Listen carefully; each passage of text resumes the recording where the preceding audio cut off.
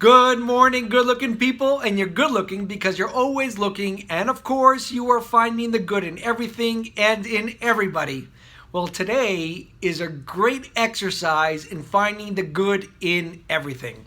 Very rarely will we find in the Hayom Yom where we're actually talking about something that might be a little negative. And today's Hayom Yom is talking about that after a person passes away after 120 years, there are certain punishments that the soul may go under. One is called chibud hakever, which means purgatory of the grave, and the other one is called kafakela, which means a hollow of a slingshot, where the soul gets passed between two extremes. In one place that it's seeing pure godliness and divinity, and then it gets cast to another location where it confronts its sin and whatever sin it did in its life. And the soul, it's a very painful process that it's bouncing from place to place. And there are different reasons why a soul may go into this. It talks about it in today's Tanya, that when if somebody eats food without the right intentions, or they do things without the right intentions, that the soul needs to go through this purification. Now, the first part, which is chibud hakever, which is purgatory of the grave, that affects the body and the soul until it fully decomposes. The other part, which is kafakela, this is a punishment that only affects the soul.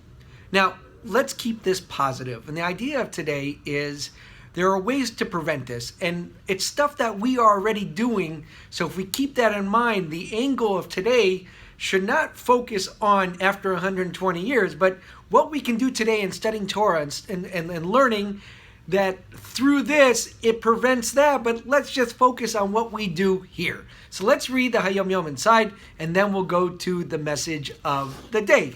So for the 7th of Teves, the appropriate amount of time needed to free oneself from the punishment of chibud hakever is to spend a sixth of 1 day's reciting the letters of Torah, Tehillim, and the like. That's 4 hours.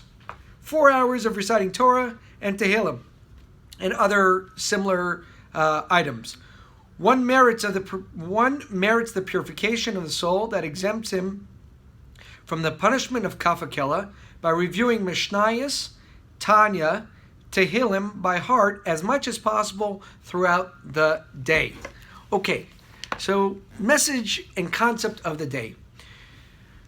We're already working on reviewing and memorizing Mishnayos. We've talked about it in the past that by walking in the street and having Mishnah memorized, it's good for us, it's good for our soul, it protects us, it provides a lot of added benefits. So we're already in the process of memorizing. We already know Torah. We already have the ability, thank God, for internet and WhatsApp and the ability to listen to Torah classes and different angles of Torah, all at our fingertips. YouTube, whatever it may be, you have all these different services that are available to us for us already to be learning Torah, and most of us already are doing this. That once we're in our car, we're listening to this class, this person is sending that WhatsApp to somebody else, that we're already learning Torah anyways.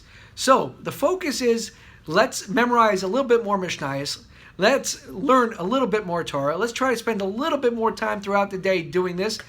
And by doing this, not only does it benefit us here and doing everything that we're doing in our lives today and have a great energy in our families and us, it also, after 120 years, will be there as our shining armor to protect us against, God forbid, any of those punishments that we should never, ever have to see or know about. But knowing that the Torah learning of today, that is really the key of today's message. Learn Torah, spend the time. If you're already in your car, whatever you're doing, try to tune into more classes. And with that, we will see unbelievable blessings in our lives. Have a wonderful day. Have a great rest of the week. We'll talk more tomorrow.